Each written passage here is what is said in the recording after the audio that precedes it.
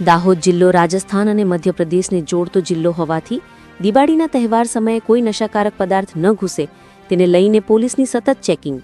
દાહોદ જિલ્લો એ રાજસ્થાન અને મધ્યપ્રદેશને જોડતો જિલ્લો છે, જેમાં બોર્ડર પર દાહોદ પોલીસ દ્વારા નશાકારક વસ્તુ ન લાવે તે માટે બોર્ડર પર સતત ચેકિંગ હાથ ધરવામાં આવી રહ્યું છે,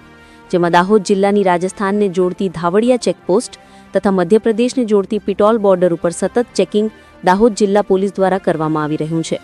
રિપોર્ટર દીપેશ ચૌહાણ, લીંબડી.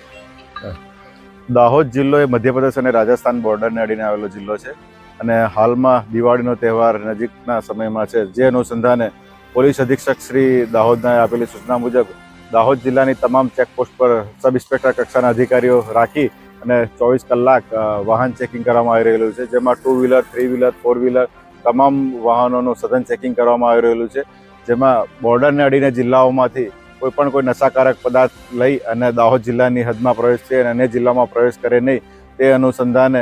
કડક ચેકિંગ હાથ ધરવામાં આવી રહેલ છે.